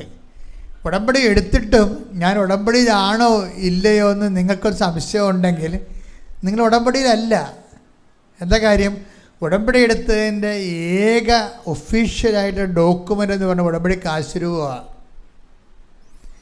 അത് ഉപയോഗിച്ചാൽ തീരത്ത്. ബാക്കിയെല്ലാം ഉടമ്പടി തൈലവും ഉടമ്പടി ഉപ്പും ഒക്കെ ഉപയോഗിച്ചാൽ തീരും. കാശ് രൂപ നഷ്ടപ്പെട്ടാൽ പിന്നെ കൃപാസനത്തിൽ നിന്ന് കിട്ടണമെങ്കിൽ കാശ് കൊടുക്കാതെ കിട്ടണ ഒരേ സാധനമുള്ളൂ. എന്താ കാര്യം? കാശ് കൊടുക്കാൻ വേണ്ടി മാത്രം, കാശ് കൊണ്ട് എണ്ണാൻ മാത്രം അതിനേക്കാൾ വലുതാണ് ഉടമ്പടി കാശ് രൂപ. അതുകൊണ്ടാണ് ഞങ്ങൾ പൈസക്ക് തിരിച്ച് ഉടമ്പടി നഷ്ടപ്പെട്ടാൽ നിങ്ങൾക്ക് തിരിച്ച് ഉടമ്പടി കാശ് രൂപ പൈസ വാങ്ങിക്കാതെ തരണതിൻ്റെ കാരണം എന്താ? നമുക്ക് അതിൻ്റെ പൈസ എണ്ണാൻ പറ്റത്തില്ല ഇത്രയെന്ന്. അത്രയും അമൂല്യമാണ് ആ സംഭവം. ആ ഒരു ബോധം ഉടമ്പടി എടുക്കുന്നവർക്കുണ്ടാകണം. പിന്നെ ഉടമ്പടി എടുക്കുമ്പോൾ തന്നെ നമുക്കൊരു വിഷയം ഉണ്ടെങ്കിൽ ഈ ഉടമ്പടി കാശ് രൂപത്തെ വിശ്വപ്രമാണം ചൊല്ലിയിട്ട് വിശ്വപ്രമാണം ചൊല്ലിയിട്ട് നമ്മൾ എംപവർ ആകണതും ഉടമ്പടി കാശ് രൂപത്തെ വിശ്വപ്രമാണം ചൊല്ലിയിട്ട് ഉടമ്പടി ഒരു എല്ലാ മേഖലകളിലും വിശ്വാസം പ്രഖ്യാപിക്കുകയും പ്രയോഗിക്കുകയും വിശ്വാസം പ്രാർത്ഥിക്കുകയും ചെയ്തുകൊണ്ടുള്ള ദൈവത്തിൻ്റെ കൂടെയുള്ള ഒരു സഞ്ചാരമാണ് ഉടമ്പടി എന്ന് പറയുന്നത്. ദൈവത്തിൻ്റെ കൂടെയാണ് നമ്മൾ സഞ്ചരിക്കണം. അപ്പോൾ അതൊരു ടോട്ടലി ന്യൂ ലൈഫാണ് ശരിക്കും. അതുപോലെ തന്നെ നിലപാടുകൾ എടുക്കുമ്പോൾ തന്നെ എല്ലാം വിശ്വാസ സംബന്ധമായ. ചില ആൾക്കാർക്ക് പറ്റുന്നൊരു അബദ്ധം, ചിലർ എന്തെങ്കിലും ഇഷ്യൂ ഉണ്ടാകുമ്പോൾ ആ ഇഷ്യൂവിന് വേണ്ടി മാത്രം ഉടമ്പടി എടുക്കും. അതുകൊണ്ടാണ് നിങ്ങൾക്ക് എല്ലാവർക്കും അനുഭവങ്ങളില്ലാത്തതിൻ്റെ പല പ്രശ്നം ഉണ്ടായി, അതിന് ഉടമ്പടി എടുത്തു. പക്ഷേ അതും നിങ്ങൾ ആ ഉടമ്പടി അനുസരിച്ചാണ് നിങ്ങളെ ജീവിക്കണമെന്ന് ദൈവത്തിന് തോന്നിയാൽ 24 മണിക്കൂറിനുള്ളിൽ ആ വിഷയത്തിൽ തീരുമാനം ഉണ്ടാകും. നിങ്ങൾ ഉടമ്പടി എന്താണ് പ്രശ്നമെന്ന് എന്നോട് ചോദിച്ചാൽ ഞാൻ പറയും, ഇതുവരെക്കും ഉടമ്പടി എടുത്തിട്ട് 3 കൊല്ലമായെങ്കിലും ഉടമ്പടി നിങ്ങൾ എടുത്തിട്ടുണ്ടെന്ന് ദൈവത്തിൻ്റെ പുസ്തകത്തെ രജിസ്റ്റർ ചെയ്തിട്ടില്ല. അതാണ് ആ ഒരു പ്രശ്നം. നിങ്ങൾ ഉടമ്പടി എടുത്ത ആളാണെന്ന് നിങ്ങൾ പറയുന്നുണ്ടെങ്കിൽ അത് നിങ്ങളുടെ സ്വകാര്യമായ അവകാശവാദം മാത്രമാണ്. നിങ്ങൾ ഉടമ്പടിയിലാണെന്നുള്ളത് ദൈവം അംഗീകരിച്ചിട്ടില്ല. എല്ലാവരും ഒന്ന് എഴുന്നേറ്റ് നിന്ന് സ്തുതിക്കട്ടെ. ഹല്ലേലൂയ, ഹല്ലേലൂയ, ഹല്ലേലൂയ, ഹല്ലേലൂയ. മഹത്വം മഹത്വം, ആരാധന ആരാധന. ഹല്ലേലൂയ ഹല്ലേലൂയ ഹല്ലേലൂയ ഹല്ലേലൂയ. യേശുവേ നന്ദി, യേശുവേ ആരാധന. നമ്മൾ കണ്ടുകൊണ്ടിരുന്ന വിഷയം ഇതാണ്. നമുക്കൊരു പവർ ലോസ് ചെയ്യുന്ന സമയത്ത് നമ്മൾ ശക്തി ക്ഷയിക്കണ സമയത്ത് ശക്തി ധരിക്കുന്നതിന് 3 ഉപാധികളാണ് ബൈബിളിലുള്ളത്. ശക്തി ധരിക്കുക. ഒന്നെന്താണ്? പ്രാർത്ഥന, പിന്നെ പ്രഖ്യാപനം, പിന്നെ പ്രയോഗം. ഈ പ്രഖ്യാപനത്തിലാണ് 2 കാര്യങ്ങളുള്ളത്. ഏതൊക്കെയാണത്? ഉടമ്പടി കാശ് രൂപവും, അതായത് നമ്മൾ പരസ്യമായിട്ട് ഇട്ടുണ്ടാക്കുകയല്ലേ, അത് പ്രഖ്യാപനമാണ്. പ്രഖ്യാപനം എന്ന് പറയുമ്പോൾ എപ്പോഴും ഒരു സമൂഹത്തിൻ്റെ മുമ്പിലാണ് നമ്മൾ പ്രഖ്യാപിക്കുന്നത്. അതാണ് നമ്മളിത് പരസ്യമായിട്ട് കഴുത്തിലിട്ട് നടക്കണം. അതുകൊണ്ട് നിങ്ങൾ പേഴ്സിലും പോക്കറ്റിലും വെച്ചിട്ട് എന്നെ കണ്ട മിണ്ടല്ലേ നമ്മൾ നടക്കരുത്. നിങ്ങൾ ഉടമ്പടി എടുത്ത ആളാണെന്ന് വീട്ടിൽ പോലും അറിയാൻ പാടില്ല എന്നുണ്ടെങ്കിൽ ലോക കള്ളിയാണ് നിങ്ങൾ. ഉടമ്പടി എടുത്ത ആളാണെന്ന് വീട്ടിൽ പോലും അറിയാൻ പാടില്ല. അതിൻ്റെ അടുത്ത് എന്താണ്? നിങ്ങൾ ദൈവത്തെക്കാൾ ഉപരി മനുഷ്യനെ പേടിക്കുകയും മനുഷ്യനെ ദൈവമാക്കുകയും ചെയ്യുന്നതാണ് പ്രശ്നം. അത്രയും ബുദ്ധിമുട്ട് നിങ്ങൾ ഉടമ്പടി എടുക്കാൻ നിൽക്കരുത്. ഒരാവശ്യമില്ലല്ല. ദൈവത്തെ പറ്റിക്കലല്ലേ അത്. അതായത് നിങ്ങൾ പ്രഖ്യാപിക്കുന്ന വിശ്വാസത്തെ സത്യസന്ധത വേണം. എങ്ങനെ പ്രഖ്യാപനത്തിൽ എന്താ വേണ്ടത്? മനുഷ്യർ വേണം. പ്രഖ്യാപിക്കാൻ. അത് രഹസ്യമായിട്ട് ഒറ്റയ്ക്ക് ചെയ്യണ കാര്യമല്ല. എന്താണ് അതിൻ്റെ വചനം? ഏതാണ്? മനുഷ്യരുടെ മുമ്പിൽ. എടുത്ത വചനം എടുത്തേ. മത്തായി 10:32. മത്തായി 10:32. മനുഷ്യരുടെ മുമ്പിൽ എന്നെ ഏറ്റുപറയുന്നവനെ എന്റെ സ്വർഗസ്ഥനായ പിതാവിന്റെ മുമ്പിൽ ഞാനും ഏറ്റുപറയും. ഈ പ്രഖ്യാപനത്തിനുള്ള വാക്ക് എന്താണ്? ഏറ്റുപറച്ചിൽ എന്നുള്ള വാക്കാണ്. എന്താണ് ഏറ്റുപറയണത്? വിശ്വാസമാണ് ഏറ്റുപറയണത്. ആരാണ് ഏറ്റുപറയണത്? യേശുവിനെയാണ് ഏറ്റുപറയണത്. യേശു ആരാണെന്ന് ഏറ്റുപറയണത്? യേശു കർത്താവാണെന്നാണ് ഏറ്റുപറയണത്. മനസ്സിലായില്ലേ? ഇത്തരം കാര്യത്തിൽ വ്യക്തത ഉണ്ടാകണം കാര്യങ്ങൾ. രണ്ടാമത് ഈ ഏറ്റുപറച്ചിൽ വരുന്നത് പത്ര വിശ്വാസ പ്രഖ്യാപനത്തിൻ്റെ ഭാഗമാണ്. പ്രയോഗമല്ല, പ്രാർത്ഥനയുമല്ലത്, പ്രഖ്യാപനമാണ്. അതുകൊണ്ടാണ് നിങ്ങൾ അതിന് പകരം പത്രം കൊടുക്കുന്നതിന് പകരം നിങ്ങൾ വേറെ പൊതിച്ചോറ് കൊടുക്കാൻ പറ്റിയാൽ നടക്കത്തില്ല ഈ സംഭവം. നിങ്ങൾ സ്വന്തമായിട്ട് സബ്സ്റ്റിറ്റ്യൂട്ട് ചെയ്യണതാണ്. ജനിച്ചത് കള്ളത്തരത്തിലാണ്, ജീവിച്ചതും കള്ളത്തരത്തിലാണ്. ദൈവത്തിന് പണി കൊടുക്കാൻ വേണ്ടിയാണ് ഉടമ്പടി എടുത്തിരിക്കുന്നത്. അങ്ങനെ ചെയ്യരുത്. അതെന്ന് വെച്ച് കഴിഞ്ഞാൽ പത്രം കൊടുക്കുന്നതിൻ്റെ ഉദ്ദേശം എന്താ? നമ്മൾ ഏറ്റുപറയുകയാണ്, വിശ്വാസം ഏറ്റുപറയുകയാണ്. വിശ്വാസം ഏറ്റുപറയുമ്പോൾ ആരെയാണ്? യേശു കർത്താവാണെന്നാണ് ഏറ്റുപറയണത്. സോഫിയയ്ക്ക് മാതാവ് അവൾ ഒളിച്ചു വെച്ചിരുന്ന എല്ലാ പത്രങ്ങളും എടുത്ത് 6-ാം മാസം കൊടുപ്പിക്കും. കാര്യം അത് കടവാണ്. അതാണ് ഞാൻ നിങ്ങളോട് പറഞ്ഞത്. നിങ്ങൾ അങ്ങനെ വല്ല കടവാണെങ്കിൽ നിങ്ങൾ അത്രയും സംഭവങ്ങൾ എടുത്ത് വാങ്ങിച്ച് തിരിച്ചു കൊടുക്കേണ്ടി വരും. കാര്യത്തിൽ ഇതിൻ്റെ അകത്ത് കണ്ണടച്ച് ഇരുട്ടാക്കാനൊന്നും പറ്റത്തില്ല. ചില ജന്മന കള്ളികളും കള്ളന്മാരുണ്ടല്ലോ, അവർ ദൈവത്തെ പോലും പറ്റിപ്പ് കാണിക്കും. അങ്ങനെ ചെയ്യരുത്. അവരതൊക്കെ ഒളിച്ചു വെച്ചിട്ട് വേറെ രീതിയിലൊക്കെ ടെസ്റ്റ് ചെയ്തിട്ട് അവതരിപ്പിക്കും. ഇത് ഉടമ്പടി റിലേഷനല്ലേ? ഉടമ്പടി അത് ശരിക്കും നെഗറ്റീവായിട്ട് ബാധിക്കും. അപ്പോൾ വയറ്റിപ്പഴപ്പിന് വേണ്ടി ദൈവത്തിന് പണി കൊടുക്കാൻ വന്നത് കാരണം ദൈവം തിരിച്ച് പണിയുകയും ചെയ്യും. അത് എന്തിനാണ് ഇല്ലാത്ത പണിക്ക് നടക്കുന്നത്? അപ്പോൾ ചെയ്യാനുള്ള സത്യസന്ധമായിട്ട് ചെയ്യണം, സത്യസന്ധമായിട്ട്. അപ്പോൾ ദൈവത്തിന് തോന്നണം നമ്മൾ ഉടമ്പടിയിലാണെന്ന്. അതാണ് മെയിൻ സംഭവം. ദൈവത്തിന് തോന്നണം നമ്മൾ ഉടമ്പടിയിലാണെന്ന്. നമ്മുടെ നിലപാടുകളും നയങ്ങളും സമീപനങ്ങളും എല്ലാം കൊണ്ട് നമ്മൾ ദൈവമായിട്ട് ഉടമ്പടിയിലാണെന്ന് തോന്നണം. അതുകൊണ്ടാണ് ഒരിക്കലും വഴക്കുകളൊക്കെ ഉണ്ടാകും. വഴക്കുകളൊക്കെ ആൾക്കാർ തമ്മിലുണ്ടാകും. പക്ഷെ നമ്മുടെ ഭാഗം ക്രമീകരിക്കാൻ വേണ്ടി അതിനേക്കാൾ വലിയ വഴക്കമുണ്ടാക്കി ആ രീതിയിൽ പഴയതുപോലെ ജീവിക്കാൻ പറ്റത്തില്ല. നിങ്ങളൊരു വഴക്ക് ചിലപ്പോൾ തോറ്റ് മറ്റുള്ളവർ വിചാരിക്കും അവർ പറയണത് ശരിയാണ്. കാര്യം അവർക്ക് സ്വരം ഉണ്ടല്ല, അവർ സ്വരം എടുത്ത് നമ്മളെ തോപ്പിച്ചായിരിക്കും. അപ്പം ശരിയാണെന്ന് വിചാരിക്കും. അവർ പറഞ്ഞത് ശരിയല്ലെന്ന് പറയാൻ വേണ്ടി നമ്മളും അവരെ തോപ്പിക്കാൻ വേണ്ടി അതേ മെഷീനറി ഉപയോഗിക്കാൻ പറ്റത്തില്ല. കാര്യം ഇതെല്ലാം കണ്ടുകൊണ്ടിരിക്കുന്ന ദൈവമാണ് നമുക്ക് പ്രതിഫലം നൽകണത്.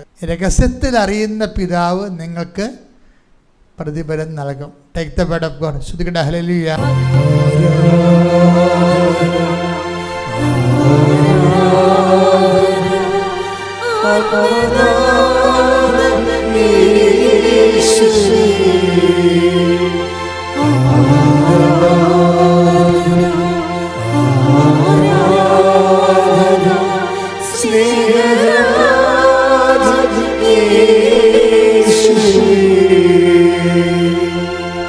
മത്തായി 6:18. രഹസ്യങ്ങൾ അറിയുന്ന പിതാവ് നിനക്ക് പ്രതിഫലം നൽകും. ദൈവത്തിന് നിനക്ക് മാത്രം അറിയാവുന്ന കുറേ രഹസ്യങ്ങൾ മറ്റുള്ളവർക്ക് അറിയത്തില്ലത്. അപ്പോൾ ചിലപ്പോൾ ദൈവത്തിന് വേണ്ടി നീ തോറ്റു കൊടുത്തതായിരിക്കും. ഉടമ്പടിയിലെ വിശുദ്ധിയോടെ നിലനിൽക്കാൻ വേണ്ടി നീ അംഗീകരിച്ച് കൊടുത്തതായിരിക്കും. അപ്പോൾ രഹസ്യത്തിൽ അറിയുന്ന പിതാവ് നിനക്ക് പ്രതിഫലം നൽകും. അപ്പോൾ അത് നിൻ്റെ വിശ്വാസത്തിൻ്റെ വിഷയമായിട്ട് ദൈവം ഏറ്റെടുക്കുകയും. പിന്നെ എപ്പോഴും നമ്മൾ പ്രാർത്ഥിക്കേണ്ടത്, കേസുകളൊക്കെ ഉണ്ടാകുന്നത് ദുരിതമാണ്. ശരിക്കും കേസുകൾ ഉണ്ടാകുന്നത് ദുരിതമാണ്. അങ്ങനൊരു വാക്ക് ബൈബിളിലുണ്ട് അല്ലേ? നിങ്ങളുടെ ഇടയിൽ തർക്കങ്ങൾ ഉണ്ടാകരുത്, വിജാതിയരുടെ കോടതിയിൽ നിങ്ങളുടെ വിഷയം തീരുമാനിക്കാൻ ഇടവരരുത്. Take the word of God. Hallelujah. Hallelujah, hallelujah, hallelujah. യേശുവേ നന്ദി. ഹല്ലേലൂയ, ഹല്ലേലൂയ, ഹല്ലേലൂയ, ഹല്ലേലൂയ. 1 കൊരിന്തോസ് 6:5 മുതലുള്ള തിരുവചനങ്ങൾ. 1 കൊരിന്തോസ് 6:5. നിങ്ങളെ ലജ്ജിപ്പിക്കാനാണ് ഞാനിത് പറയുന്നത്. സഹോദരർ തമ്മിലുള്ള വഴക്കുകൾ തീർക്കാൻ മാത്രം ജ്ഞാനിയായ ഒരുവൻ പോലും നിങ്ങളുടെ ഇടയിൽ ഇല്ലെന്ന് വരുമോ? സഹോദരൻ സഹോദരനെതിരെ പരാതിയുമായി ന്യായാസനത്തെ സമീപിക്കുന്നു. അതും വിജാതിയരുടെ ന്യായാസനത്തെ. നിങ്ങൾ തമ്മിൽ വ്യവഹാരങ്ങൾ ഉണ്ടാകുന്നത് തന്നെ നിങ്ങളുടെ പരാജയമാണ്. എന്തുകൊണ്ട് ദ്രോഹം നിങ്ങൾക്ക് ക്ഷമിച്ചുകൂടാ? വഞ്ചന സഹിച്ചുകൂടാ. അപ്പോൾ ഇതാ വിഷയം എന്ന് പറയുന്നത്. നമ്മളെപ്പോഴും ഇപ്പോൾ കേസില്ലേ, കുറേ ആൾക്കാർ കേസിൻ്റെ പേപ്പർ കൊണ്ടൊന്ന് എനിക്ക് തരും. അച്ഛാ ഇത്രാം തീയതി കേസാണ്, കേസ് ജയിക്കാൻ വേണ്ടി പ്രാർത്ഥിക്കണമെന്ന് പറയും. ഞാനത് വാങ്ങിച്ച് മാതാവിനെ കൊടുത്തിട്ട് തിരിച്ചു തരും. കാര്യം ആ കേസ് ഞാൻ ചോദിച്ച് എനിക്കറിയത്തില്ല. ഇവർ വക്കീൽ പറയുന്ന എല്ലാ കള്ളത്തരങ്ങളും ഇവർ അംഗീകരിച്ച് ഒപ്പിട്ട് കൊടുത്തിരിക്കും. കാര്യം നമ്മളൊരിക്കലും കേസ് സത്യസന്ധമായിട്ട് പറഞ്ഞാൽ കേസ് ജയിക്കുക? ഒരിക്കലും കേസ് ജയിക്കത്തില്ല. സത്യസന്ധമായിട്ട് പറഞ്ഞാൽ കേസ് നിലനിൽക്കുക? കേസ് നിലനിൽക്കത്തില്ല. പിന്നെ എന്ത് ഇല്ലാത്ത കാര്യങ്ങൾ പറയണം. ഇല്ലാത്ത കാര്യങ്ങൾ പറയണത് തന്നെ നിങ്ങളുടെ തമ്മിൽ വ്യവഹാരങ്ങളുണ്ടെങ്കിൽ നിങ്ങൾക്ക് പരാജയമാണെന്നല്ലേ പറയണത്. ഇല്ലാത്ത കാര്യങ്ങൾ പറഞ്ഞാൽ എന്ത് പറ്റും? അപ്പം തന്നെ നമ്മൾ ഉടമ്പടിയിലും എല്ലാത്തിലും പരാജയപ്പെട്ടിരിക്കുകയാണ്. പിന്നെ നിങ്ങളുടെ ഇടയിൽ നീതി ഉണ്ടെങ്കിൽ, അനീതി ഉണ്ടാക്കാതിരുന്നാൽ മതി. നീതി ഉണ്ടെങ്കിൽ നിങ്ങൾ കേസുമായി മുന്നോട്ട് പോകാം. നീതി ഇല്ലെങ്കിൽ നിങ്ങൾ കേസുമായി മുന്നോട്ട് പോകരുത്. നിങ്ങളുടെ നീതി ഉണ്ടെങ്കിൽ, ഇപ്പോൾ ഭർത്താവിനിടയ്ക്ക് വാങ്ങിച്ച സ്വർണം നിങ്ങൾ പറയണ 50 പവൻ തന്നെന്ന് പറയും. ഞാൻ 50 പവനും കൊണ്ടാണ് വന്നത്, 50 ലക്ഷം രൂപയെന്ന് പറയും.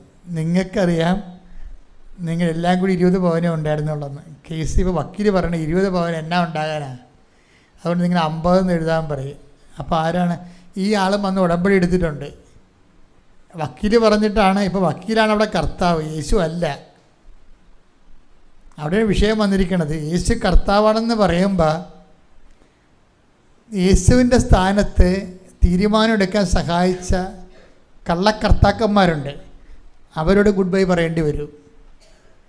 എന്താ കാര്യം? വക്കീലിനെ കുറ്റം പറഞ്ഞൊരു കാര്യമില്ല, അയാളുടെ പയറ്റിപ്പഴപ്പാണത്. അതങ്ങനെ പറഞ്ഞാലേ കേസ് നിൽക്കത്തുള്ളൂ. പക്ഷെ അങ്ങനെ പറഞ്ഞാൽ നീ നിൽക്കത്തില്ല. എന്താ കാര്യം? നീ 50,000 രൂപയ്ക്ക് ദൈവത്തിന് ഒറ്റിക്കൊടുത്ത് കള്ളത്തരം പറഞ്ഞിട്ട് അനുഗ്രഹം മേടിക്കാൻ വേണ്ടി ഉടമ്പടി ചെയ്ത് അടിച്ചു മാറ്റാൻ മറുപറയെ വന്നിരിക്കുന്ന ആളാണ്. ദൈവത്തിന് അറിയത്തില്ലേ? അപ്പോൾ നീ കേസ് ജയിച്ചാലും ജീവിതകാലം മുഴുവൻ തോറ്റ ഇഫക്റ്റാണ് വരാൻ പോണത്.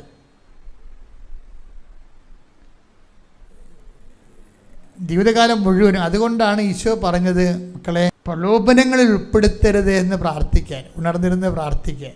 ഉറങ്ങി പ്രാർത്ഥിക്കാവുന്ന കാര്യം ഉണ്ടാകുമായിരിക്കും. അതുകൊണ്ടാണ് ഈശോ ഉണർന്നിരുന്ന് പ്രാർത്ഥിക്കാൻ പറഞ്ഞത്. ഉറങ്ങി പ്രാർത്ഥിക്കാവുന്ന പല വിഷയങ്ങളും കാണുകയെ ചിലപ്പോൾ നമുക്കറിയത്തില്ല എന്താണെന്ന്. ഉണർന്നിരുന്ന് പ്രാർത്ഥിക്കാൻ ഒരു കാര്യം പറഞ്ഞായിരുന്നു. എന്താണത്? പ്രലോഭനങ്ങളിൽ ഉൾപ്പെടുത്തിയ പരാജയമാണ് ആ സംഭവം. പ്രലോഭനങ്ങൾ ഉൾപ്പെട്ടു പോയാൽ അത് ഈ സ്വർഗസ്ഥനായ പിതാവെന്ന പ്രാർത്ഥന പഠിപ്പിച്ചപ്പോൾ ഒരു പ്രാർത്ഥന പറഞ്ഞത് എന്താണ്? പ്രലോഭനങ്ങളിൽ ഒരിക്കൽ ഉൾപ്പെട്ടു പോയാൽ നീ കോടതി ജയിക്കുമായിരിക്കും, പക്ഷേ ദൈവത്തിൻ്റെ കോടതി തോറ്റു. സർട്ടിഫിക്കറ്റ് വരുമ്പോൾ തോറ്റതായിട്ടാണ് വരണത്. എല്ലായിടത്തും ജയിച്ച് വന്നാൽ 2ാം ക്ലാസ്സിലും 3ാം ക്ലാസ്സിലും ജയിച്ചു, 10ാം ക്ലാസ്സിൽ തോറ്റെന്ന് പറഞ്ഞിട്ട് എന്നത്തിനാണ് ആ സർട്ടിഫിക്കറ്റ്? 2ാം ക്ലാസ്സിലും 3ാം ക്ലാസ്സിലും 5ാം ക്ലാസ്സിലൊക്കെ ജയിച്ചു, കൊച്ചു കള്ളങ്ങളും തിരിമറികളൊക്കെ പറഞ്ഞ് ജയിച്ചു, 10ാം ക്ലാസ് ദൈവത്തിൻ്റെ കോടതി വന്നപ്പോൾ തോറ്റുപോയി. 10ാം ക്ലാസ്സിൽ തോറ്റു. അപ്പോൾ തീർന്നില്ല പരിപാടി. ഇത്രയും നാൾ ജയിച്ചത് വെള്ളത്തിലായില്ലേ? അതുകൊണ്ടാണ് ഈശോ പറഞ്ഞത് പ്രലോഭനത്തിൽ ഉൾപ്പെടുത്തരുത്. പ്രൊട്ടക്ഷൻ പ്രെയറാണ്. കാര്യം ഒരു മനുഷ്യനെ പ്രാർത്ഥനാ ജീവിതം പരിക്കില്ലാതെ കൊണ്ടുപോകണമെങ്കിൽ ഒന്നാമത്തെ പ്രീ റിക്വസ്റ്റാണ് എന്താണ്? പ്രലോഭനങ്ങളിൽ ഉൾപ്പെടുത്തരുത്. എനിക്ക് കാലഘട്ടത്തെ ഭയങ്കര ഇഷ്ടമാണ്. അച്ഛനെയും കന്യാസ്ത്രീയും ബിഷപ്പിനെയും എല്ലാം പൊതുജനം ആവശ്യമുള്ളതും ഇല്ലാത്തതുമൊക്കെ ആക്ഷേപിച്ചുകൊണ്ട് ജനങ്ങളുടെ ആധ്യാത്മിക ധാർമ്മികതയ്ക്കെതിരെ കലാപക്കൊടി ഉയർത്തിക്കൊണ്ട് വൈദികർ തന്നെ സഭയ്ക്കെതിരെ തിരിയുന്ന ഒരു കാലഘട്ടമാണ്. അതിൻ്റെ ഒരു ഗുണം എന്താണെന്നറിയാവോ? ഈ വൈദികരും സിസ്റ്റേഴ്സും തന്നെ സഭയ്ക്കെതിരെ തിരിയുന്നത് കമ്പ സാത്താൻ അവരെ കൃത്യമായിട്ട് ഉപയോഗിക്കുകയല്ലേ. അപ്പോൾ അത് വിശ്വസിച്ചുകൊണ്ട് കുറേ കയ്യാലപ്പുറത്തെ തേങ്ങ അതിനാൽ മാറിക്കിട്ടും. എന്താ കാര്യം? ഈ അച്ഛനിലും കന്യാസ്ത്രീയിലും മക്കൾ മാത്രം വിശ്വസിച്ചുകൊണ്ട് ജീവിച്ചിരുന്ന ഒരു തലമുറയില്ലേ, ആ സാധനം മൈപ്പൗട്ട് ചെയ്ത് കിട്ടും. ആരല്ലേ വിശ്വസിക്കേണ്ടത്? അതൊക്കെ മനുഷ്യന്മാർ ചിലപ്പോൾ ശരിയുമാകും തെറ്റുമാകും. ശരി തെറ്റാണെന്ന് കേസിൽ കുറ്റവാമുക്തനാക്കിയ ആൾക്കാരെ വീണ്ടും കുറ്റവാളിയാക്കാൻ വേണ്ടി സഭയുടെ ഉള്ള ആൾക്കാർ തന്നെ ശ്രമിക്കുമ്പോൾ ആ അരൂപി നീതിയുടെ ആണെന്ന് പറയുന്നുണ്ടെങ്കിലും ഫലത്തിൽ സഭയെ ഡാമേജ് ചെയ്യുന്ന കാരണം സഭയെ ഡാമേജ് ചെയ്തുകൊണ്ടാലും ഒരു നീതി ഉണ്ടാക്കണം. ആർക്ക് വേണ്ടിയാണ്? അവർക്ക് വേണ്ടിയല്ലേ, സഭയ്ക്ക് വേണ്ടിയല്ലല്ല.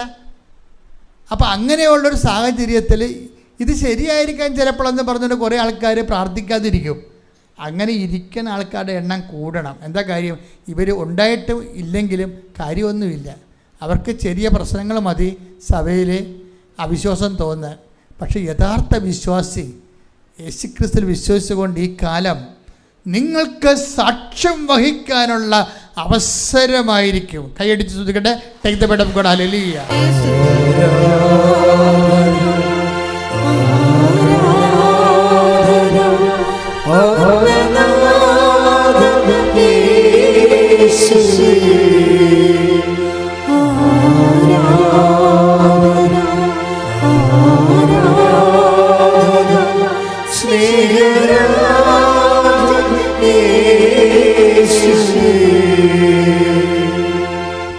മർക്കോസ് 13:9. മർക്കോസ് 13:9. അവർ നിങ്ങളെ ന്യായാധിപ സംഘങ്ങൾക്ക് ഏൽപ്പിച്ചു കൊടുക്കും. അപ്പോൾ അതാണല്ലോ ഇപ്പം സംഭവിക്കണത്. അവർ നിങ്ങളെ ന്യായാധിപ സംഘങ്ങൾക്ക് ഏൽപ്പിച്ചു കൊടുക്കും. സിനഗോഗുകളിൽ വെച്ച് നിങ്ങളെ പ്രഹരിക്കും. ദേശാധിപതികളുടെയും രാജാക്കന്മാരുടെയും മുമ്പാകെ എനിക്ക് സാക്ഷ്യം നൽകാൻ നിങ്ങൾ നിൽക്കും. ഇതൊക്കെ നിങ്ങൾക്ക് സാക്ഷ്യം നൽകാനുള്ള അവസരമായിരിക്കും. അപ്പം നമുക്ക് എന്തെങ്കിലും തരത്തിലുള്ള നമ്മുടെ വിശ്വാസത്തിനെതിരെ ഒരു സിറ്റുവേഷൻ ക്രിയേറ്റ് ചെയ്യപ്പെടുമ്പോൾ ചിലപ്പോൾ അവിടെ മീഡിയ റീച്ചിന് വേണ്ടിയാകും, അല്ലെങ്കിൽ സഭയെ തന്ത്രപരമായിട്ട് ഉപദ്രവിച്ചുകൊണ്ട് രാഷ്ട്രീയ നേട്ടം ഉണ്ടാക്കാനാകും. ഇതെല്ലാം ഇലക്ഷൻ്റെ ഒരു ടൈമിനാണ് ഇതെല്ലാം പൊങ്ങി വരണമെന്ന് ഓർക്കണം. അപ്പം നമ്മളെ സഹായിക്കാമെന്നും പറഞ്ഞ് നമ്മുടെ കൂടെ നിൽക്കുന്ന ആൾക്കാർക്ക് പോലും അവർ തന്നെയായിരിക്കും നമ്മളെ ഏറ്റവും ഉപദ്രവിക്കാൻ വേണ്ടി സാത്താൻ ഉപയോഗിക്കുന്ന ആൾക്കാർ. പക്ഷേ ഇതൊക്കെ എന്താണ്? വിശ്വാസികളെ സംബന്ധിച്ചിടത്തോളം എന്താണ്? അത് ശരി ഇത് ശരി വേണമെന്ന് പറയുന്ന സമയമല്ലത്. മറിച്ച് എന്താണ്? വിശുദ്ധമായ ജീവിതം നയിച്ചുകൊണ്ട് ഇതെല്ലാം നിങ്ങൾക്ക് സാക്ഷ്യം വഹിക്കാനുള്ള അവസരമായിരിക്കും. ശ്രദ്ധിക്കട്ടെ. ഹല്ലേലൂയ.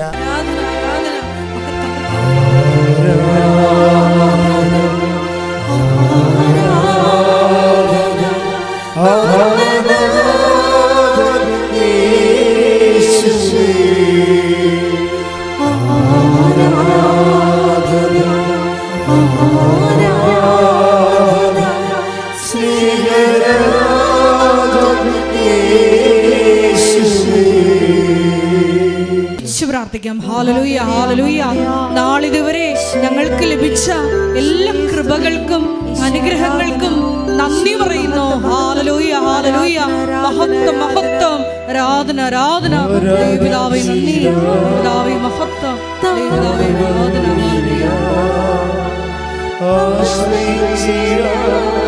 ദിവ്യകാരുണ്യത്തെ ആരാധിച്ചിടാം, താടുവണങ്ങിടാം, ആശ്രയിച്ചിടാം ദിവ്യകാരുണ്യത്തെ. സ്തുതിച്ച് പ്രാർത്ഥിക്കാം. ഹല്ലേലൂയ ഹല്ലേലൂയ ഹല്ലേലൂയ. ദിവ്യകാരുണ്യനാഥ, മരിയൻ ഉടമ്പടിയെടുത്ത് പ്രാർത്ഥിക്കുന്ന ഞങ്ങളുടെ കുടുംബങ്ങളെ വിശുദ്ധീകരിക്കണമേ എന്ന് പ്രാർത്ഥിക്കുന്നു, ശക്തീകരിക്കണമേ എന്ന് പ്രാർത്ഥിക്കുന്നു, ആത്മാവാൽ വഴി നടത്തണമേ എന്ന് പ്രാർത്ഥിക്കുന്നു, വലിയ വലിയ സാക്ഷികളാക്കി ഉയർത്തണമേ എന്ന് പ്രാർത്ഥിക്കുന്നു. Hallelujah hallelujah. ദൈവപിതാവേ നന്ദി, ദൈവപിതാവേ മഹത്വം, ദൈവപിതാവേ ആരാധന.